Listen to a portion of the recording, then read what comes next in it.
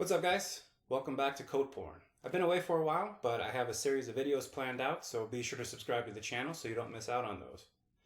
Last week I was down in Pasadena, California at the SoCal.net users group where my good friend Mike Roth was giving a talk on building a release pipeline. It's a really good talk. It has a lot of great info in it, so I thought I'd share it with you. Mike is an up-and-coming DevOps guru who spends his days managing systems that receive millions of hits a day, so he knows a thing or two about getting things done. Now, this talk is about an hour long, so I split it up into two parts for you, so I hope you enjoy it. What we're going to talk about tonight is building a release pipeline, and most people are not very familiar with this concept, but we'll go through it anyhow. What release pipeline usually deals with is release engineering. So release is a part of deploying your application out to production servers. So before we get into that, let me introduce myself. So my name is Mike Roth. I work for companies small and large. Currently I work for a company that does celebrity news, a big one in the LA area. And then I've worked for Stater Brothers and another company called Lifestyles, which was just a travel booking software. What I personally dislike in work is doing a lot of tedious work. So I've kind of found a way to cut my teeth on automation, and that's what I do actually a lot of, privately and professionally. So my main focus in life is just pretty much automate everything that I can. So before we start, I want to introduce these key terms, and we're going to talk about them. So one of the key terms we're going to talk about is configuration management. When we're talking about configuration management, a lot has changed in the side of Windows and Linux and things like that to where we have to be able to version our configurations. When I'm talking about configurations, I'm talking about load balancers, database servers, application servers, patch levels, etc. and so forth. These are all very important things that we have to keep under source control, and we have to be able to create reproducible environments. We'll also be talking about virtualization. What I mean by virtualization is literally a giant iron machine that can run multiple host machines that are isolated by network or by disk. They can talk to each other if they're on the network, but they don't really share the same disk. The benefit of this is that we use a giant machine and have many websites and have many database servers and stuff on that physical one machine. But the problem is that if those applications somehow talk to parts of if they have applications that they're dependent on that are installed, there'll be a lot of conflicts and they won't work well together. So virtualization allows us to isolate them without having to have tons of servers. We'll also look a little bit at the cloud. Clouds come in two flavors nowadays. There's the on-prem cloud, which is private, and then we have more of a public cloud, which is like AWS, Azure, and Rackspace, to where we're basically paying someone a per hour charge, kind of like a utility, to use their compute and storage resources. This is very beneficial when you look at how much it costs to create a data center. If you can just spin up an instance and be on your way, it's great for business. My current job, we use the cloud a lot. We'll talk about Node. I don't mean Node in the context of JavaScript or V8 engine. I literally mean Node as a computer or a host or a machine that we're talking about on the network. Talk about automation. Pretty sure we're all programmers. We all know what that means because that's what we do for a living. And we're also going to be talking about continuous integration a bit. So what I mean by continuous integration is that we're literally building the source code continuously to make sure that everything works on a machine that's isolated from development. Where a lot of developers see a benefit for this, which I did initially, was when you try to build a .NET application that's missing dills because someone decided not to check the dill in or it's referenced somewhere in the program files. Continuous integration helps us see this before we actually try to build it in an integration environment and send it out. Artifacts are also related into continuous integration. When we're talking about artifacts, we're talking about an output that comes from the continuous integration server. So the way to think of this is like executables or dills that are generated out from our continuous integration server. We'll also be looking at continuous deployment and continuous delivery. Now notice how I separate this. In a lot of trade magazines, you see these together or used interchangeably. They're not. While they are similar, they are different. Continuous deployment and continuous delivery differ by one key thing. If you're doing a continuous deployment flow, it's literally that it goes to dev, your automated test or your automated system tests it to make sure it goes. If it passes that gate, it then goes out to the next environment. There is no manual intervention. With continuous delivery, it's sort of like continuous deployment, but there is a manual intervention. Someone actually has to say, yes, go to the next step. And then we'll also bring in the whole entire term with orchestration. Now, orchestration is just really a fancy term to think of as like a supervisor and worker relationship. So why deployment? Why am I talking about deployment? Deployment, based on my experience, which again is anecdotal, but it is backed up by at least some kind of industry perspective, is that it's painful. Most people do it at the end of the development cycle, and it's usually something that's not well thought out, and it usually causes a lot of pain from the perspective of IT or operations staff. So the way we think of deployment is deploying code into production, and for a long time, the way we had this, at least in .NET world, was kind of a Xcopy type deployment. We would literally build our software, deploy it out to dev through FTP or through Xcopy on some share, and then, it would be live to the world. And this was great, except there was kind of a problem, is that this only really works well for small shops and small architectures. 10 years ago, or well, more like 7 years ago, the web was actually a lot simpler. We didn't have these huge architectures that we have now, where we have to have machine learning, or we have to have search on our sites, or we have to have web services that have to be consumed. So again, this worked, but we also realized another thing.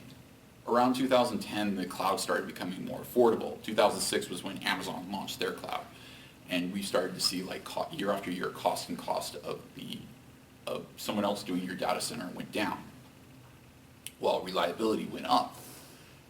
And it turns out that building a data center is an expensive proposition, because when you build a data center, if you're a big company, you need cabling, you need cooling, you need electricity, and you need servers. Those servers are extremely hard to provision and take a lot of time to get one thing up.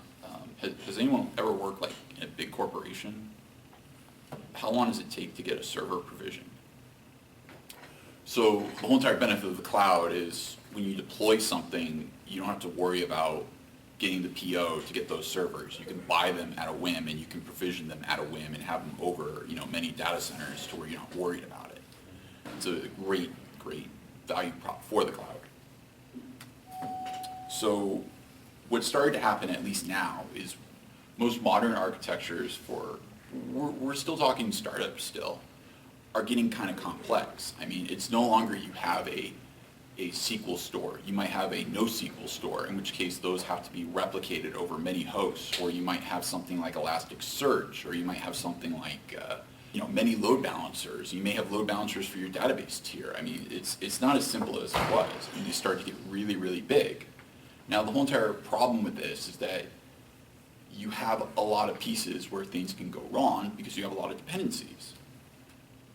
So we kind of need to rethink this and think about who would use, and the way we rethink this is through the deployment pipeline. But before we get there, let's talk a little bit about who will use this, or who will be the stakeholders of this.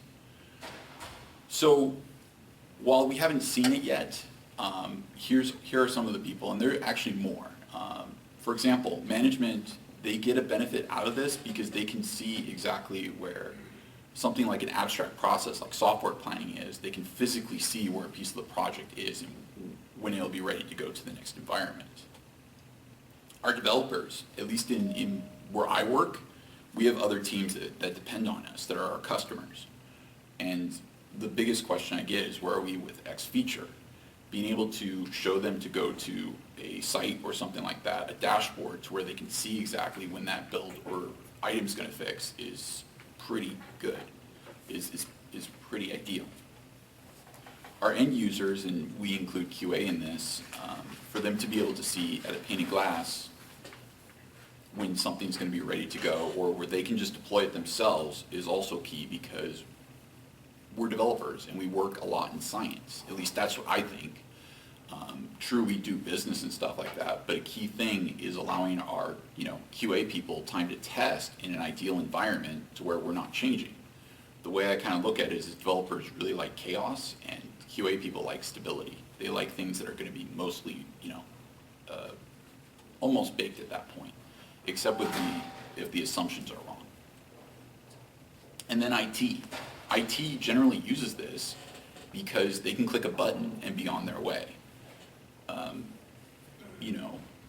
Contrary to popular thought, is that our IT people actually have a lot to do during a day, more than just deploying out code. And one thing that, at least in my experience, that they hate is trying to follow a script that you write in Word or something like that, and trying to make heads or tails, because their way of doing the script is going to be different than the way you wrote it. And there's a lot of assumptions that are made by both, because you guys are both professionals. Developer's a professional that understands how to use a server or computer, and a IT professional is also a professional that knows how to deploy your code, but they're going to do it their way. And even if you write it down, they're still going to do it their way. So being able to have it just done the way that it has to be done with a click of a button becomes very ideal. So in the scope, maybe you're asking, why would this be beneficial? Maybe I'm a small shop. Why should I care? So a lot of startups actually do care about this. They use things like Elastic Beanstalk, or I'm trying to think of what else, like Chef, to provision out their environment so that their devs are not spending time building these environments, but rather building code that they can actually ship. For medium-sized companies, they do care about this as well, because they have many things to do. I don't know if you guys noticed, but the developer to operations staff kind of ratio has been, there's way more developers than there are operations staff, and they've been getting rid of operations staff left and right. So that if you can do more with less, it makes sense. In fact, with the whole entire thing of just automated deployment, there was a company called Knight Capital, and they went bankrupt in the series of a day. And the reason they went bankrupt is because they deployed code. They had a level tech deploy the code onto 7 servers. He forgot to deploy it onto the 8th server. Within an hour, they lost $400 million. And the reason is because they did it manually. I mean, there's other reasons too, because the code, they repurposed a variable, which caused a switch to not happen, which they call this thing power peg, and it didn't work. But getting back to it, had the software been on that 8th box, it would have worked. Having some kind of automated way of doing it would have helped them. Large enterprises, most will have hundreds and hundreds of nodes to where they don't have time to do things manually. So, in other words, it's beneficial if you want to make things easy for yourself and others. So let's start talking about a pipeline. All pipelines will have a natural start and end. Pipelines can run in parallel. For example, if you're developing in dev and you want your QA people to be able to deploy a version of your build out to QA, they can. Or you can make it more serial to where dev has to give off an approval to make sure it works before they allow QA to pull the build. Every change for your pipeline is going to start in source control, and that's down to the littlest change to the biggest change. The goal is to end in production, but some of your pipelines will die before they even get to production. Pipelines will kick off or initiate after each change that you make to source, and that's through our continuous integration server. In general, our pipelines are non-restartable. Once you start them, that's pretty much it. You don't really want to restart it. You really want to just kick off a new version of the pipeline. And then your pipelines will actually be broken down into a distinct set of stages that can be linked. So the way it kind of looks, if you were to do it as kind of like a Visio diagram, is something like this. So where we have our version control pulling down at our commit stage, it's going to our acceptance stage where it basically runs a set of integration tests and tests to make sure that the build will actually, build and the unit test pass and anything else that it needs in its integration environment. And then someone can literally go into these stages of UAT capacity testing or production and just click the button to have it go into that. If we look at a tool like GoCD, it kind of looks like this. As you can see on the left of the screen, you have your version numbers, and then you have the specific stages over it. Another thing this kind of looks like is what we call a value stream. The value stream is mapping and lean management method for analyzing the current state and designing a future state for a series of events to take a product or service from beginning through to the customer. At Toyota, this is kind of known as material information flow mapping, and this is kind of what it would look like in GoCD. So when I can give this, what I can show my manager, they can know exactly when this piece, this check-in, because that's a change set right there, will go into production. And I have tracing to who did it, what stage it's in, and where it needs to go. So this is all good, but really, why should I care? Well, if we look at it, our stakeholders and us get a clear view where a piece of the project is at. We also get a deployment process that is rock stable and always gets better. One of the things I seem to notice with one of my jobs is that when we did a deployment process, even when we wrote down the steps, and I mean, we would write down hundreds of pages, no one would ever follow it. It would always be different. Even when the operations people did it, it would be different. They would have questions on what we did, and they would never get to the exact same steps we did. Well, if we script them out through an automated process, that doesn't seem to happen. We get a more unified to where what we deploy is exactly how they're going to be able to deploy. The key thing here is that it's easy to do and it's not a big deal. And when I mean that it's just you click a button and it goes, that's the whole entire goal. Etsy has a deployment system that they wrote that does this, and they've made it so easy to where a cat or their management, their CEO can do it. And it gives them visibility into their product process, and they know exactly when it will be released out to production. So in essence, deployments are usually the most difficult thing about a project, and things rarely anyone really wants to deal with. How many people like deploying out code? It's always usually a painful and haphazard process that's not really well thought out. It's just get it working. It works in dev, get it working in stage, get it working in production. We also know that manual processes break down over time or are forgotten entirely.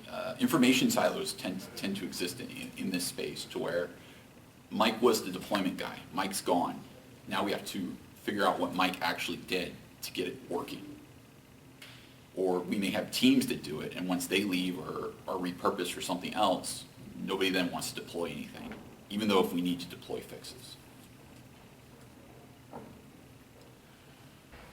From a perspective, management feels better if they can just deploy it. If it's a non-event, you know, we can do it many times. I mean, it's not difficult to write a SQL query. We do it a lot, right?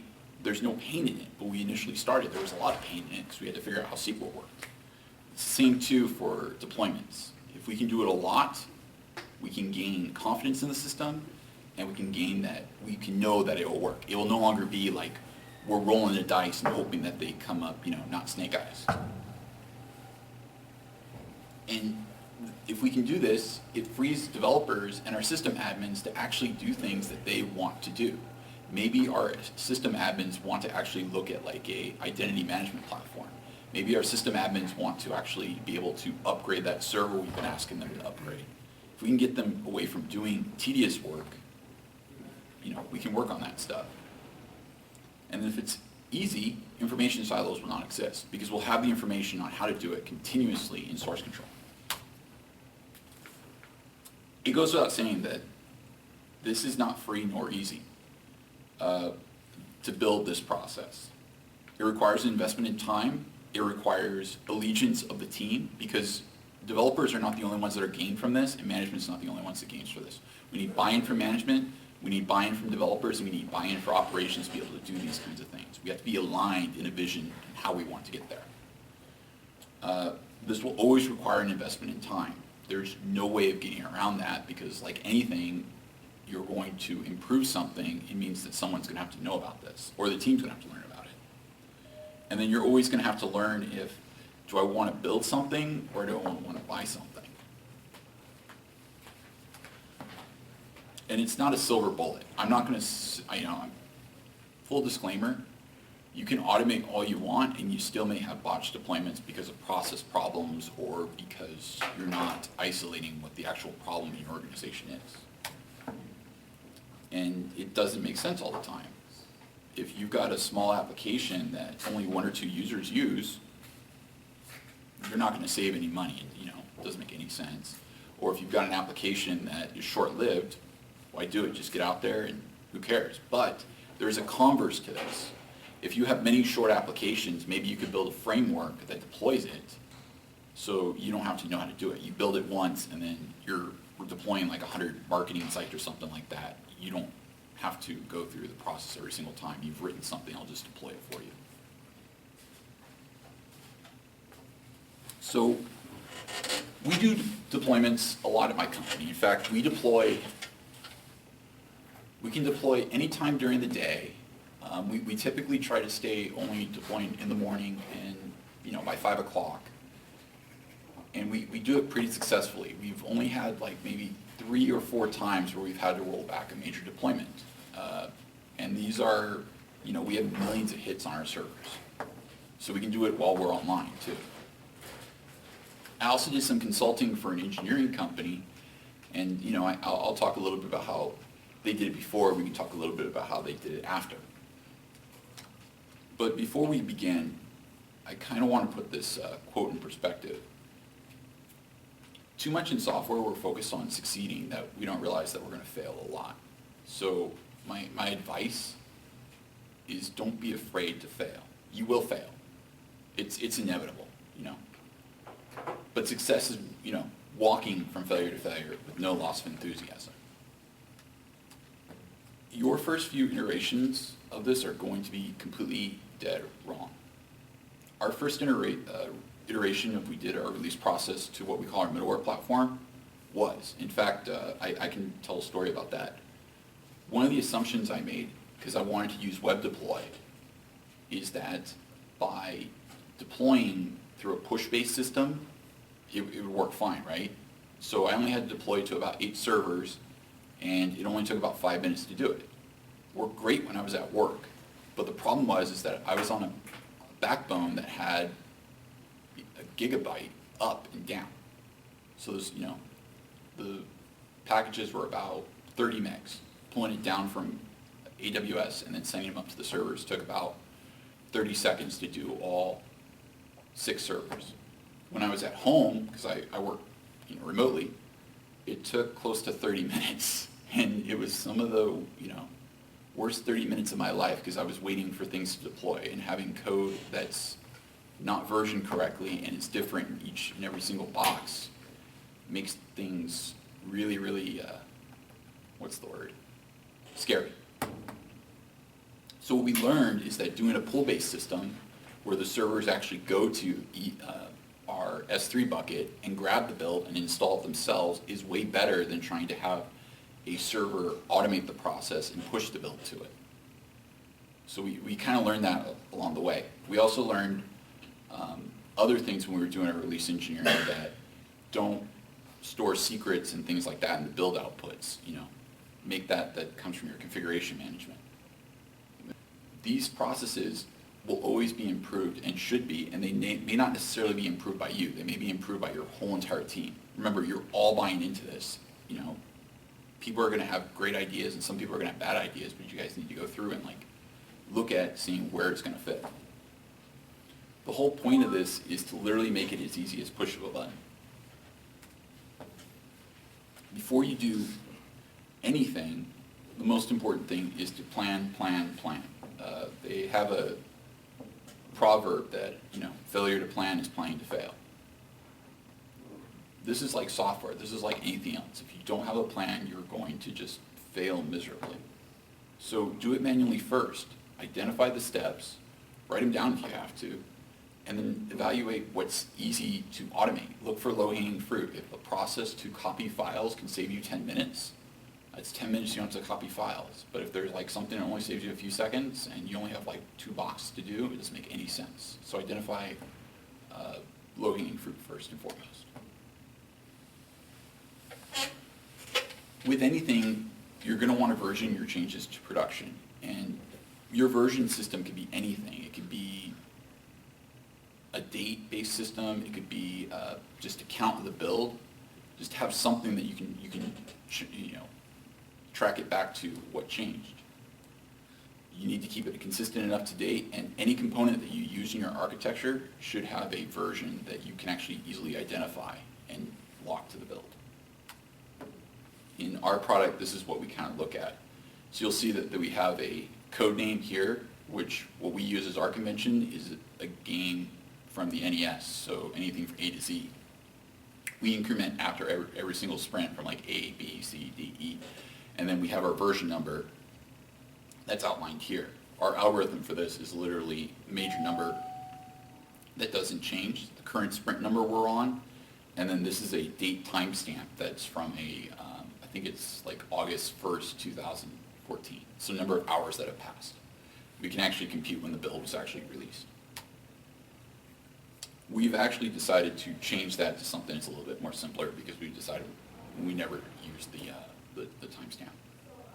When you're looking at your database, one thing that's key is you need to source control every change in your database. Your creates, your alters, any seed data should be able to be reproducible in each environment. This has gotten a lot easier in the Microsoft land. In fact, we can version control almost everything easily with SQL Server. Database projects are your friend here, and then Redgate is your friend here as well. So if you're going for a continuous delivery pipeline, or any kind of pipeline for that matter, it's important that you build in forward and backward support. You're also going to want to avoid deleting columns until the next stable release. So then this kind of leads into the Schema Less, like maybe you have a NoSQL database like Redis or Mongo or Elasticsearch, and you're maybe wondering, okay, that's great for relational, but how do I do this from a non-relational data store? Well, you're not going to alter your field names. Your old field names are pretty much going to stay in there until you can figure out a time to actually take them out of there, and this will usually be like 3 or 4 versions from then. You're always going to prefer creates to deletes. You never should really delete data. You should have a batch processing system that actually does that.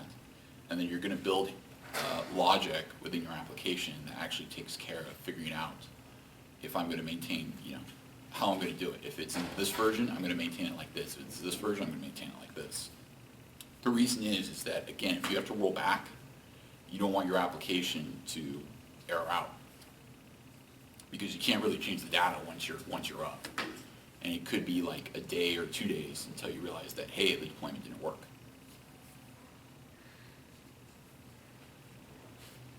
So, source control.